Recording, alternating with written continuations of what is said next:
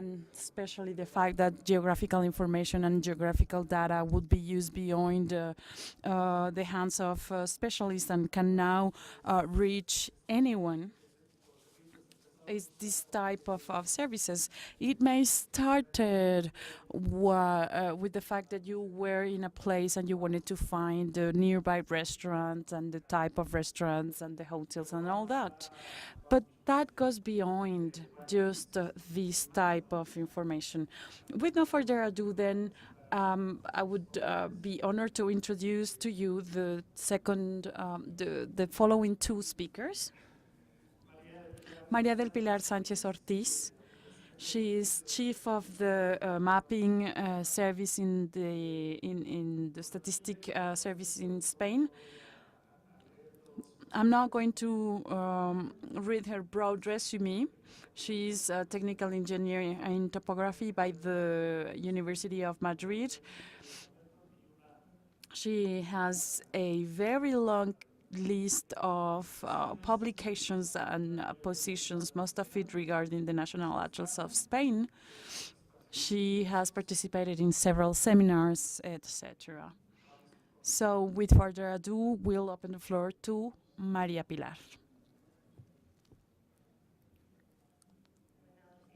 Good morning to all of you, and thank you so much for this presentation. And first of all, I would like to thank the coordinators and organizers of CIGMA2013 for giving me the opportunity to share with you all of our experiences in Spain regarding this topic. First of all, I would like to speak to you about my position and I chief of the map statistic or National Atlas of Spain.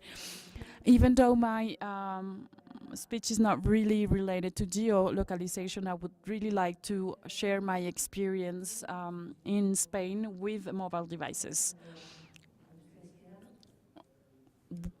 Let us start.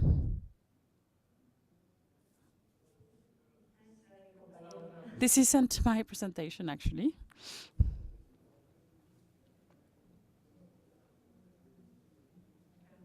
We'll wait a little bit. Ready on. As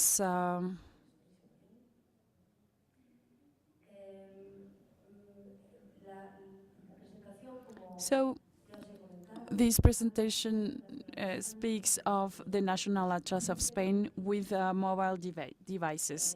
Allow me to give you a brief introduction of the trajectory that we have had in this national department to make mapping available in mobile devices that are almost on all of our wallets. Of course, to be able to be aware of all the things that we have been able to achieve, I would like to give you a little bit of the information on National Atlas of Spain. I will give you a little bit of the historical background, and then I will speak to the current system of information in Spain and what we've made, all the progress that we've made to be able to see this mapping in the mobile devices and our current phase with new projects and future projects. First of all, on the last years, we had a main purpose, which was to have all the thematic information or topical information to be available to all users. In order to achieve that goal, we used this website.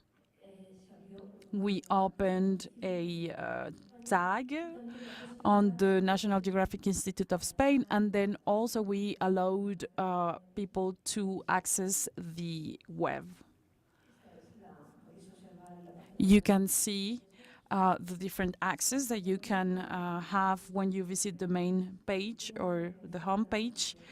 Regarding on the background, the first atlas that was named as such was in 1965, and I say that because in the website you can see absolutely all the publications made on the last 100 years related to mapping and statistics. Everything is available on the web, and this is the link.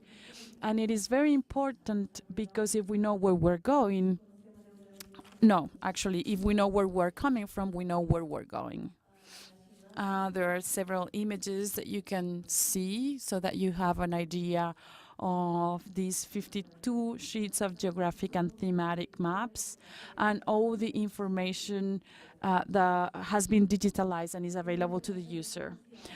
Anything regarding 1986, which was the second atlas that we made, because it is the base of our current informational service, and it is a reference for our atlas. It was something that we launched in 1986, and it goes all the way up to 2010, both in paper and both in hard and soft copy. You can find this information in the webpage, and it is also available on CD. And you have 45 thematics, and with the facsimile available to all users, you can find different editions, and including all thematic groups. You can view it on the website, of course.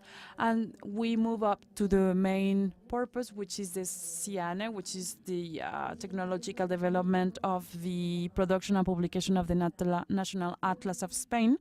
So we are in charge of producing, disseminating, and sharing all the information that we collect. You have we have, of course, a web page and a web application that is called Cyan Web. This would be the main access for the thematic index in which you can launch your research. The main objectives of these projects are to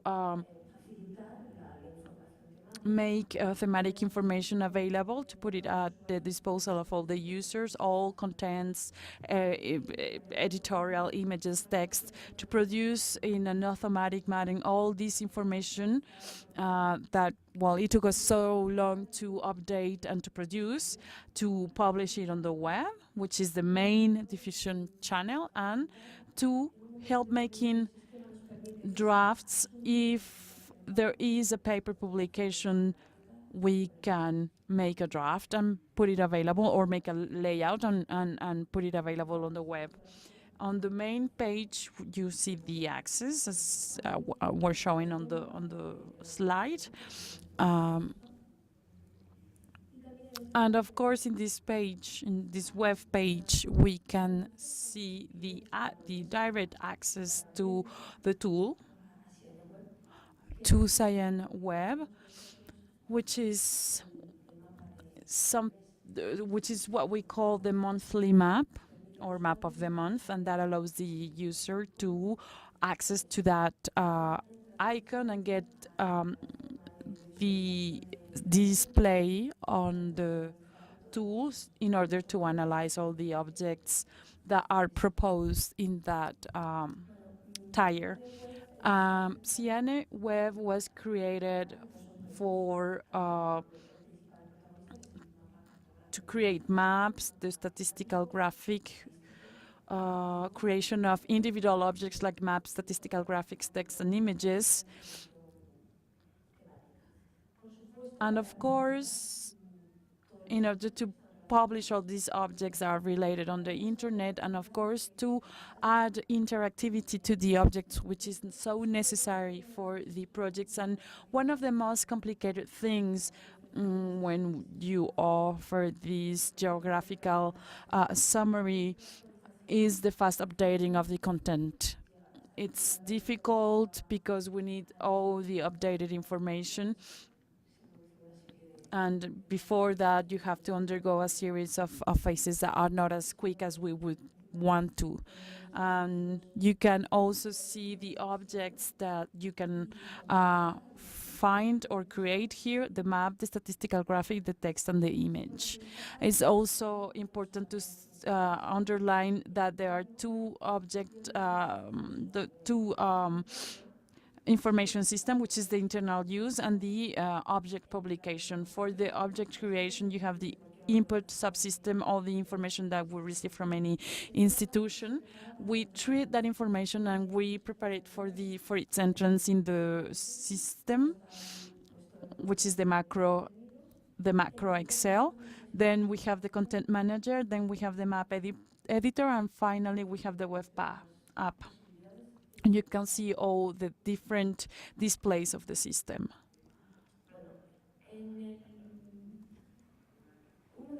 One of the problems for CIANE, when you enter into the web page, you see that there are many search possibilities and that all contents are offered with their metadata, that you can have make an analysis of the objects when you recover the information, and also it allows you to download any content or of any of the objects that you can find with their different formats. And also we have the possibility for suggestions, because we are striving at improvement. We see that for the atlas there is a demand, and every time that we create a map, we go to the visualization of contents, and then when we visualize the information, we realize that our display show all the platforms. To overcome that problem, the department has provided or proposed a very light display that will be used by the external systems. And when I say that, I'm speaking of all the external organizations that work with us, and from the moment they offer information, we can give them service and allow them the mapping that we are generating so that they can get more information, and at the same time to provide their statistical data. The new display will have some advantages as opposed to the display that we have today.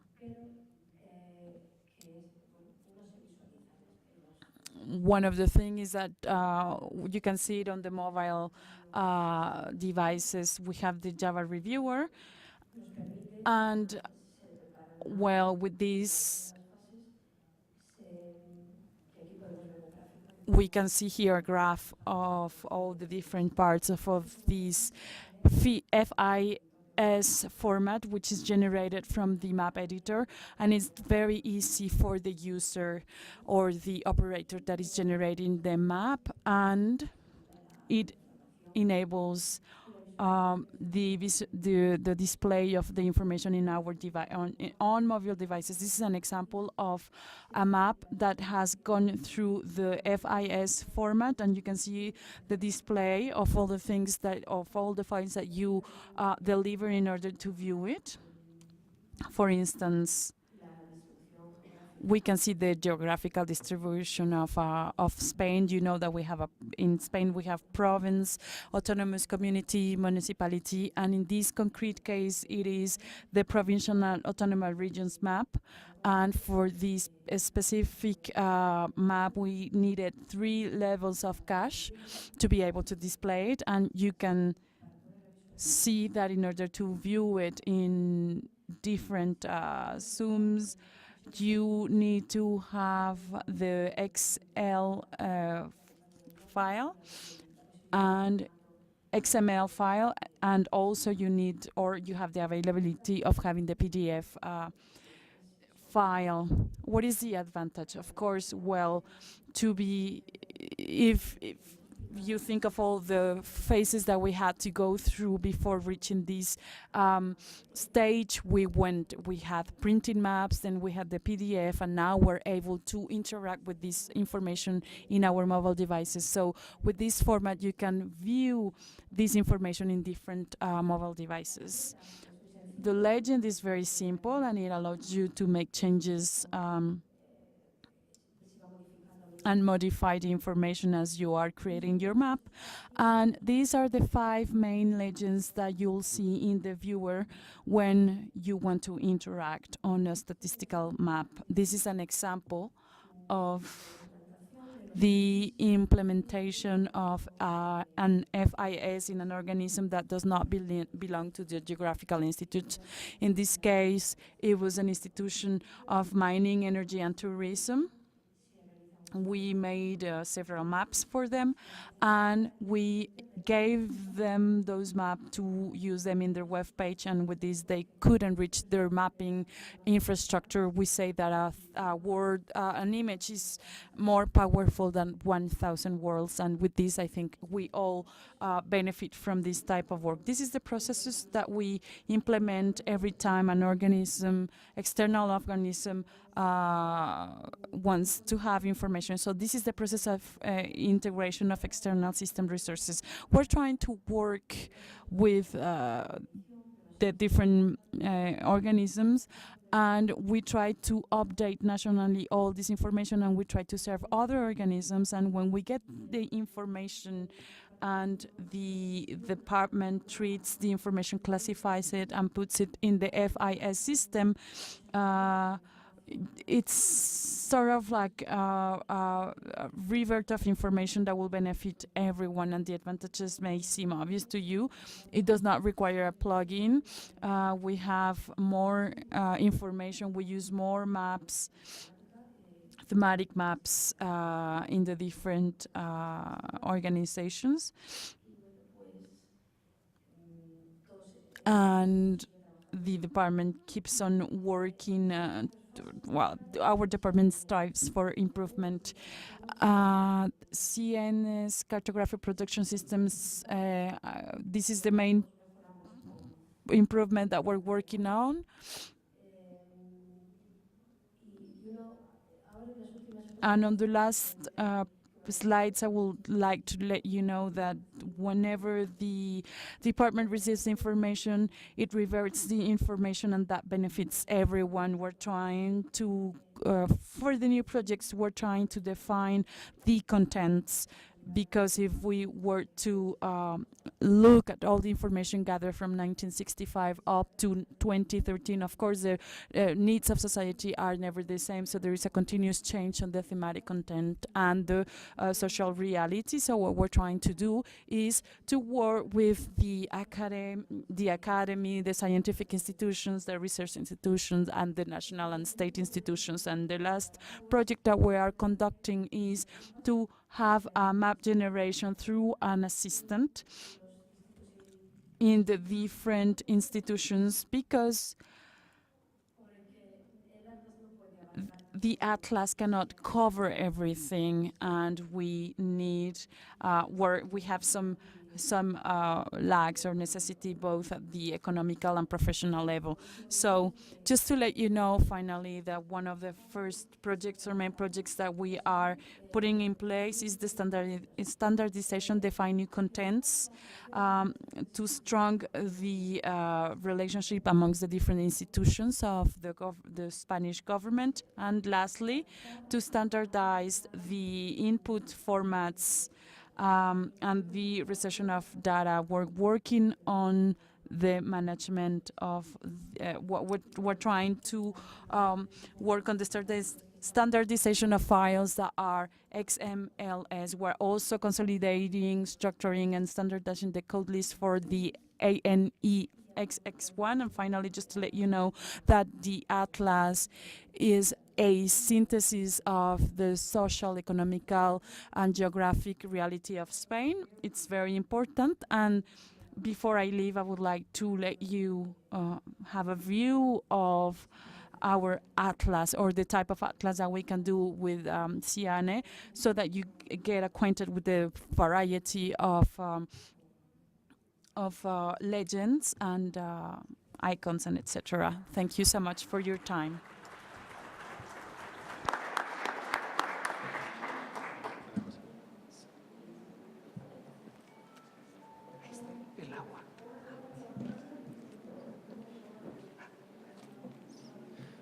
Bien, pues muchas gracias, nuestra ponente. Thank you very much to our speaker, and she used even less time that she was awarded. So now we're going to listen to Félix Audirac.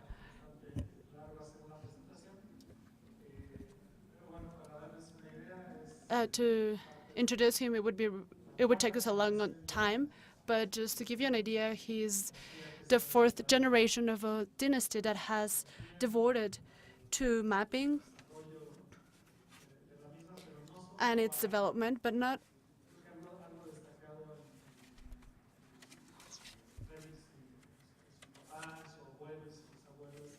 a great quality of Félix, his dad and his grandfather, is not that only that they have worked on mapping, but they have also developed tools to develop it.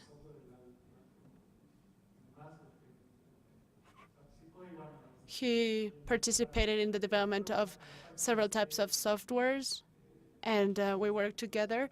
Maybe you can see the curriculum of Félix and Maria del Pilar online or on your brochure, so you can see them when you have time. Thank you very much. Well, it is great to be here with you today. Can we start the presentation now? I would also like to introduce my dad, because I worked with him on preparing this presentation, because it was a challenge, because we wanted to talk about something relevant, and this is hard when we have so much things to talk about. And when we were in the inauguration and we saw Vanessa's presentation and we thought that she had stolen our presentation, and it's not that she stole our information or presentation or we stole hers, but we just want to talk about the main focus. Without reading the definition of a paradigm, I would like to show you an image, because it speaks louder than words. That there's something represented by society, and someone says something different. And then there are more people that start thinking the same, and they modify the paradigm. I would like to show you a series of paradigms that have been modified, and maybe most of you use smartphones. And because of the generational gap, not all of you went through all of these technological revolutions, but maybe you remember these phones. And the great innovation of these phones is that they send text messages. And all of a sudden, from there was a revolution, and the paradigm change when we started using different phones is when we had phones that were able to be synchronized with a computer, and they had applications, lots of applications, of course, but they were isolated applications. Then we had email. Before, you would type the email, and then the next day you would go to your office and check it and maybe send it. And now, here in this conference, when someone goes to our stand, immediately after they're left, they receive an email with all of the information that we talked about. So this is faster information. Then BlackBerry went to the iPhone, which is the revolution of multi-touch and interfaces, and also application stores. And finally, another revolution was the operational system of Android, which was open source. So I could actually go into the phone and modify it. If we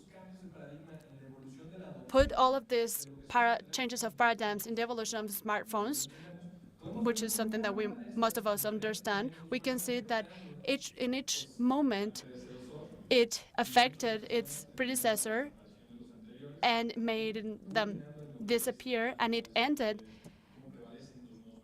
in the new paradigms. And based on this, I would like to talk to you about 4 emerging technologies that in the topics of mappings and participative mappings are telling us where we're going and that we need to keep in mind, especially when we're defining our strategies. Before continuing, I would like to ask if you could raise your hand. All of the ones that work for a government body that work with geographical information inside of your organization. I think, yeah, most of us. So from the ones who raised their hands, how many of you provide this information to external entities, maybe if you're a state to a municipality, from an organization to another one? How many of you share this information? Now, from all of those, how many of you are allowed to edit this information? Did you see that? We kept having less and less hands up. So here we're going to present to you with 4 new actors, 4 paradigms, and I'm going to give you 4 concrete examples, specific examples and how can we use them with corporation and government. We're talking about smart devices, the cloud, and new technologies. Let's start with the first one, mapping, which is universally accessible. This is the first paradigm. Pilar is going to know the answer to this, but do you know where TUI is? In Spain. Really good. And there's someone in the first row that knows where TUI is here, but someone in the back probably checked in Google Maps where TUI is, because this information is already accessible. Anyone can access to it. Of course, why did I ask where TUI is? Because 2 months ago, my brother was backpacking in Europe, and he said, yes, I am going to do the Santiago Compostela's path. And I am in TUI, and I thought he was saying something bad or something. And after I did the research, I also found out that it is right at the border with Portugal. And I realized that it was going to take him 21 hours and 27 minutes if he wouldn't stop walking. I have to say that he got really tired. But I got all of this information in a matter of seconds. This is a change of paradigm. Me, as a consumer, when I can solve all these questions, all of the atlas that Pilar talked about, and all of the information that we have access to, we can have it in a matter of seconds. And we can also have context publicity. Maybe if taking this to the new technologies is something. Maybe I use my glasses or my phone or my device, whatever device I have, and I can stand where I am and try to find all of the coffees, restaurants, or whatever is around me in that moment. What allows us to do this? Internet. Internet is faster and faster. It gives us more broadband, and it doesn't limit us to have a connection because we have it all the time now. As Mexicans, what is our challenge? Do you know that Mexico is the 11th country with the most amount of internet users in the world? This is impressive. It is 44 million users. But if we take into account the entire population, how many people use internet? We use 114 place behind Venezuela, Vietnam, and other countries. So we need to understand that not everybody has access to internet. And if we talk about a participating mapping paradigm, we need to understand that not everybody has information, online information, as we all do in this room. Paradigm number 2. Who here does not know what Waze is? Do you know what Waze is? Everybody?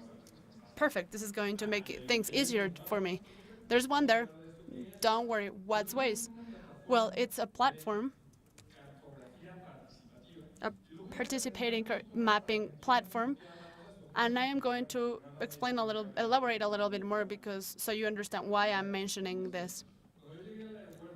When I arrived to Mexico City's airport a couple of weeks ago, I did this exercise. I slept at the airport to do it, and I asked Waze, what is the best route to go to Banamex Center? I did it at the beginning at 11 p.m., and it told me one route. It would take me 24 minutes. I asked it again at 11:40, and it told me that the best route is different. So how did this change? I analyzed it, and I found out that there was a blocking because of a construction that was being carried out. 40 minutes, and the optimal route changed. And then at 7:30, the optimal route was a different one. So in order to go from point A to point B, there are 3 different options that, depending on the moment that you're looking it up or you're researching it, is the optimal one. This is a concept of participating mapping. And how does this platform know that there is a faster access? Well, there are two types of contributions. One that users make in a voluntary way. Here's rain, there's traffic, and this is what's happening. And the other one is that I just turned the application on. And just by doing this, I validate the speed that I'm going to and where I'm going. I would like to take advantage of having a person in the audience who made a challenge, and he invited teenagers and gave them the information and asked them to make a participating application. I don't remember the name, but they wanted to report bus drivers who didn't abide to the rules. So what you do is you go to the application, you give the information of the bus, and you just report whatever the driver is doing wrong.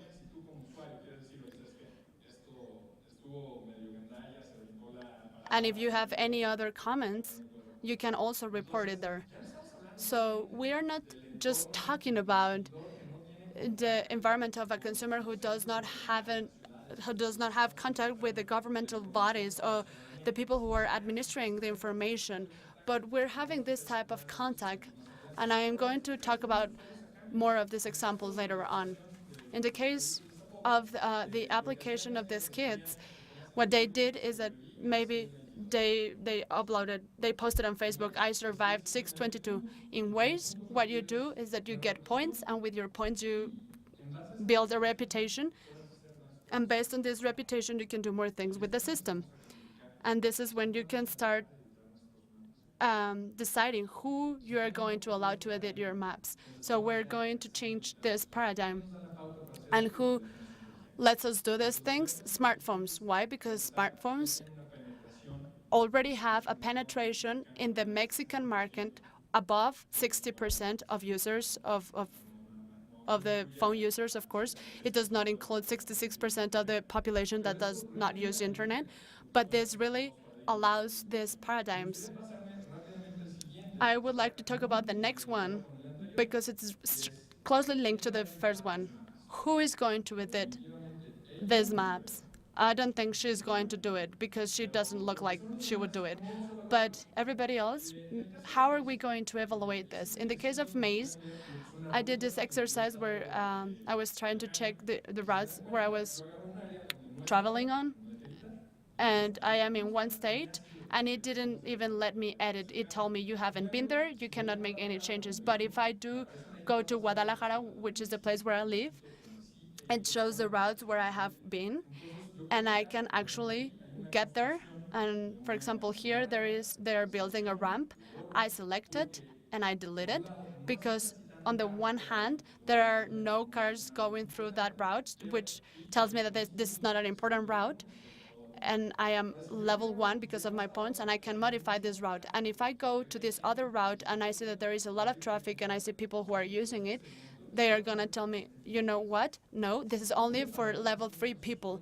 This type of paradigms we can implement when we want to open or let communities provide more information that is going to add value to it. But this is strongly linked with the reputation and the quality of the person himself or herself. Another example that I have for you is MapMaker, Google MapMaker. You can see this online, and you can see all of the additions that you can see that are being made to Google Maps in real time. And of course, I can go there and validate an addition or not. I can say what you are doing here or what you're saying here is not true. So users themselves validate each other.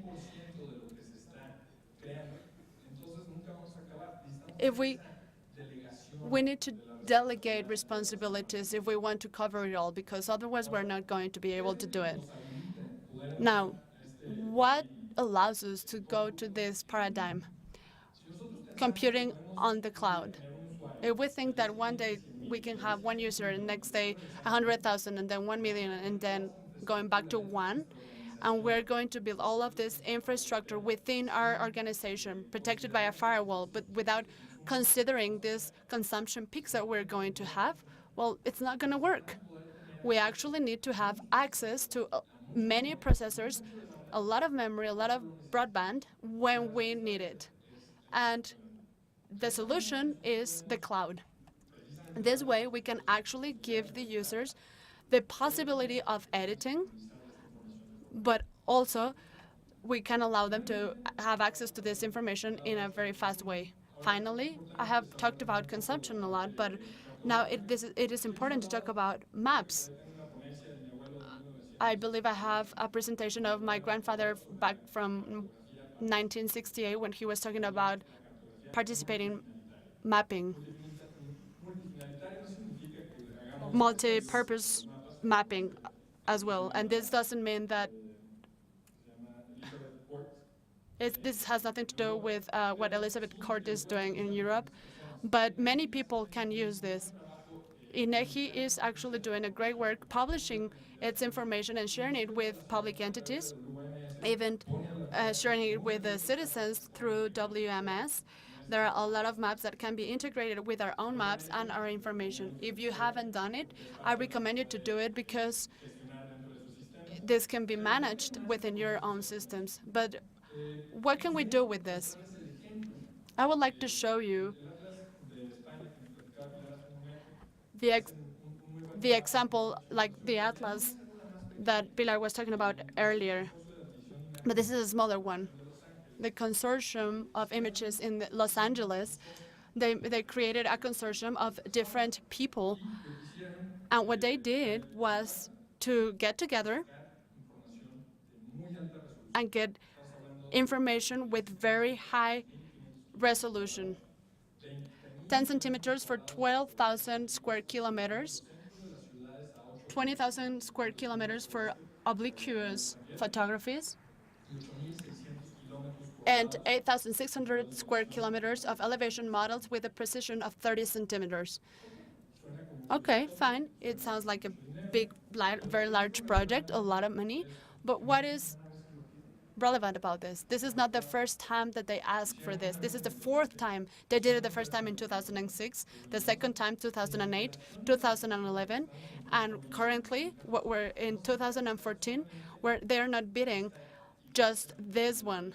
They are actually including the one in 2014, 2016, and 2018. How are they able to pay something this large, this big? Just get together. Different cities and different areas get together. We have the farmers. Of course, we have the IT members, municipal presidents, civil protection, cadasters, urbanism, and all of them put money together, put information together, and of course this information belongs to the consortium and they sell it to the private companies. And of course you have a merging of interests that at the end of the day, if whoever you are, the territory is the same. Farmers say this is the territory, the base point doesn't change, and then you can add information that is relevant and then exchange it with other users. Another example that I would like to give to you is in Coahuila. They're doing a project combined with aerial information, a study. I am going to show you really quick some of the films of how we can, raising a study that is combined with high-resolution photographies. This is the amount of information, or actually the information that we get. It never rains in Saltillo, but when it rains, it pours. So this information is really important. And this project was started to identify the areas that would flood if it rained, and then we had the information, and we need the cadastre to have the information available. These projects are very interesting, and we also have these profiles, and we can see the digital model of the surface, the constructions, and the trees. And if, for example, we are going to modify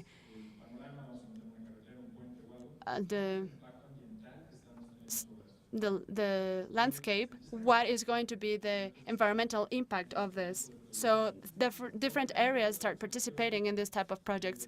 We also have the obliquous photography, high-resolution obliquous photography, and tri-dimensional models. And then we have a participating model when we're talking about a service based on localization in paper. Why? Because we don't want to leave out people who does not have access to internet, maybe the 66 million people. What is this process about? In Nuevo León, the state gives the municipalities actual maps where they show the difference of construction in each one of their houses, but it gives to them all of the information. So it has a picture of the facade, the 4 obliquous views, and the map.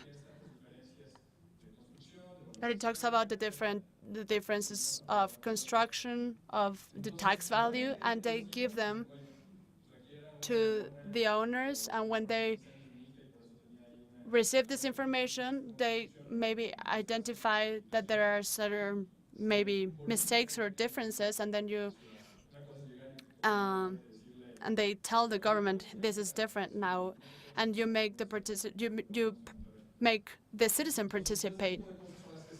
So all of these things can be solved by the participating organisms that completely change the way that citizens and government bodies interact.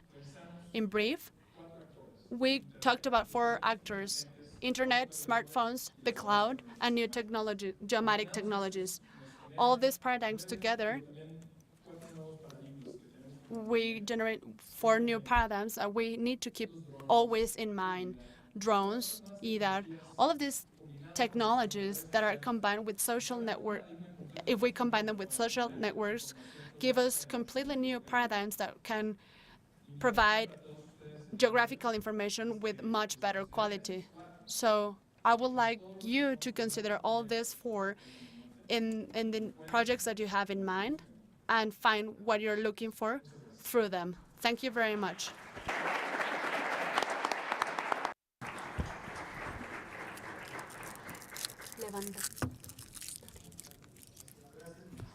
Thank you, and congratulations to the speakers for this great presentation. At the beginning, I was asking how these services have incremented or increased or multiplied the number of users. And when you asked about WISE, I can tell you that I have been working in this mapping field for over 30 years, and I only knew what WISE was 2 days ago, and I learned that by someone that has nothing to do with mapping, with the mapping industry. So now we open the floor for questions and answers.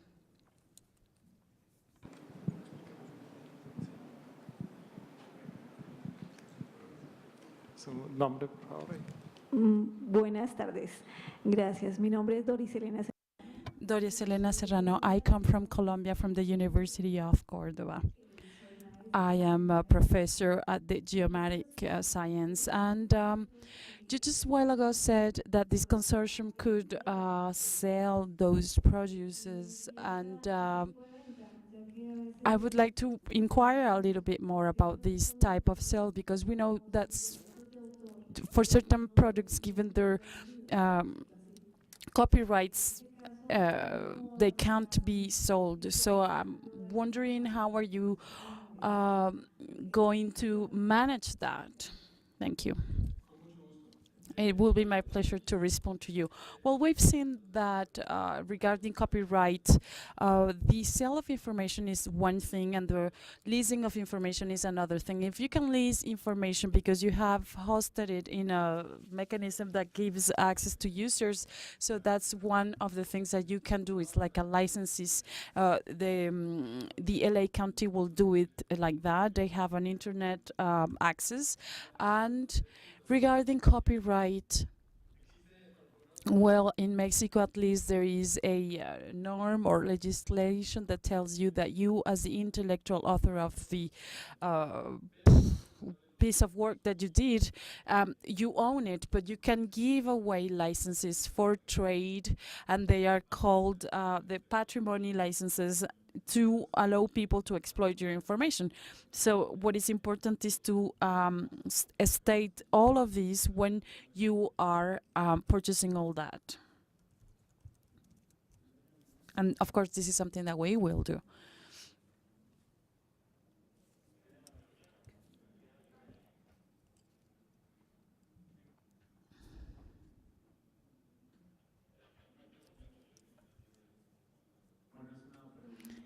It is a question for María del Pilar.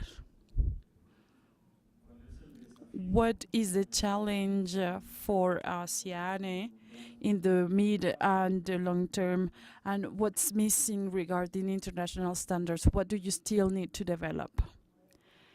Like I told you, I showed you on my last slide, we are trying to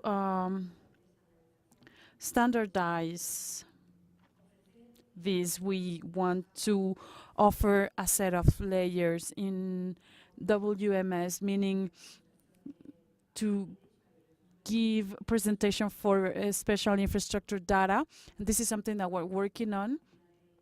And also from the list of codes or coding list and the input of data in XML, well, anything that SDMX, sorry, and as far as we can do it, I mean, provided we can do this, because sometimes technology goes faster than the capacities of the institutions, because of course we are government and institutions, and we have certain possibilities to make progress, but we also lack some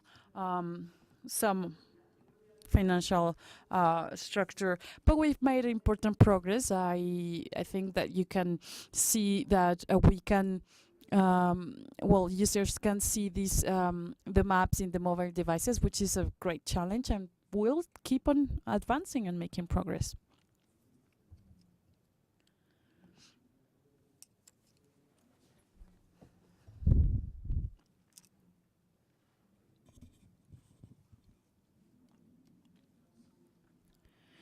We still have a little more time if you want to